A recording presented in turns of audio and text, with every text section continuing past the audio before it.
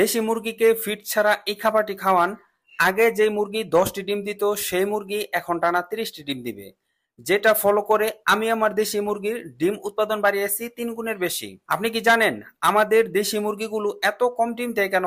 এর উত্তরে অনেকেই বলতে পারেন আমার মুরগিকে ঠিকঠাক মতো খাবারই দেই না, তাই দেশি মুরগি যা ডিম দিচ্ছে তাতেই আমি খুশি। আপনি জেনে অবাক হয়ে যাবেন দেশি মুরগির ডিম দেওয়ার ক্ষমতা কিন্তু এতটা কম নয় যে সারা বছরে মাত্র 50 থেকে 60টি ডিম দিবে। তাই দেশি মুরগিকে 3 গুণ বেশি ডিম দেওয়ার জন্য কিছু গোপন রহস্য আছে যা অনেকেই জানে না, এমনকি কোনো ডাক্তারও আপনাকে বলবে না। চিন্তা করবেন না, আপনার ভাই আছে আপনাদের সাথে। আজকে আমি দেশি মুরগির 3 গুণ বেশি ডিম দেওয়ার একটি গোপন টিপস আপনাদের সাথে শেয়ার করব, যেটা ফলো করে আমি আমার দেশি মুরগিগুলোর ডিম উৎপাদন বাড়িয়েছি 3 গুণের বেশি। তাই ভিডিওটি যদি ভালো লাগে তাহলে ভিডিওটিতে একটি লাইক ও চ্যানেলটি সাবস্ক্রাইব করবেন, নয়তো করার দরকার নেই। দেশি মুরগিগুলো আমাদের গ্রামীণ অর্থনীতিতে অনেক ভূমিকা পালন করে থাকে, কারণ এই দেশি মুরগিগুলো সাধারণত বাড়ির গৃহিণীরা পালন করে থাকেন। অনেক মা বোন আছেন যারা এই দেশি মুরগি পালন করেই তাদের সংসারের ছোট ছোট কাজগুলো করে থাকেন।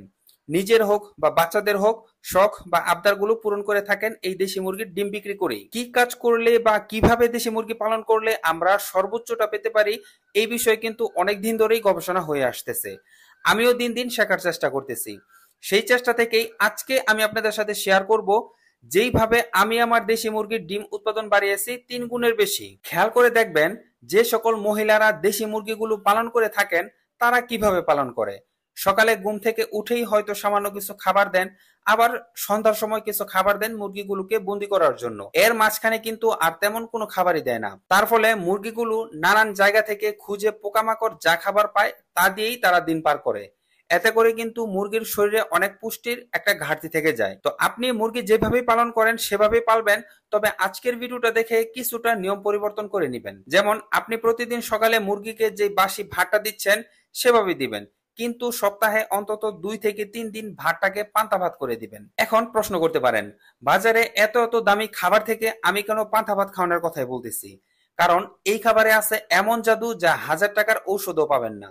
কিভাবে? আমরা সাধারণত যে ভাত খাই সেখানে আমরা সর্বোচ্চ শর্করা পেয়ে থাকি, কিন্তু এই ভাতটাকেই যখন আমরা সারা রাত ভিজিয়ে রাখি তারপর সেই ভাতটা যদি খাওয়ানো হয় তাহলে কিন্তু এটা থেকে মুরগি আলাদা কিছু পুষ্টি ও এনার্জি পাবে।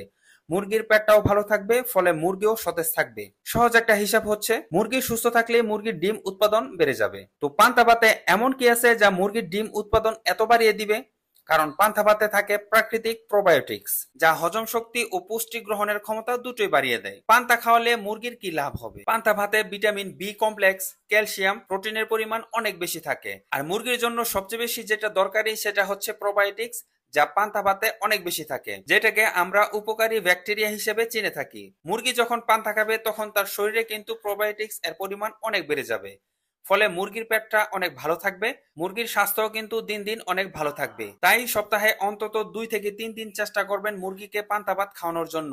তবে কিন্তু শুধু পান্তা ভাতেই কাজ হবে না, এর সাথে দিতে হবে আরো একটি প্রাকৃতিক মহা ঔষধ। তো যাই হোক, এইভাবে যদি আপনি 2 মাস খাওয়াতে পারেন দেখবেন যে আপনার দেশি মুরগি আগে যেই ডিম উৎপাদন ক্ষমতা ছিল তার থেকে 3 গুণ বেশি ডিম দেওয়া শুরু করবে। অনেকেই মনে করে থাকেন শুধু পান্তা ভাত খাওয়ালেই হয়তো আমার মুরগি 3 গুণ বেশি ডিম দিবে, তা কিন্তু না। পান্তা ভাতের সাথে এই খাবারটি দিবেন, এবং আমি পান্তা ভাতের সাথে যে খাবারটি খাইয়ে আমার মুরগির ডিম উৎপাদন 3 গুণ পর্যন্ত বাড়িয়েছি, যা আমি এই ভিডিওতে বিস্তারিত আলোচনা করেছি। ভিডিও লিংক ডেসক্রিপশন ও পিন কমেন্টে দেওয়া থাকবে। ভিডিওর এই পর্যন্ত দেখার পরেও যদি আপনার মনে কোনো প্রশ্ন থাকে তাহলে আমাকে কমেন্ট করতে পারেন, আমি আপনার কমেন্টের রিপ্লাই করব ইনশাআল্লাহ। আর ভিডিওটি যদি ভালো লাগে তাহলে ভিডিওটিতে একটি লাইক ও চ্যানেলটি সাবস্ক্রাইব করবেন, নয়তো করার দরকার নেই। কথা হবে পরবর্তী ভিডিওতে, সে পর্যন্ত সবাই ভালো থাকবেন। আসসালামু আলাইকুম।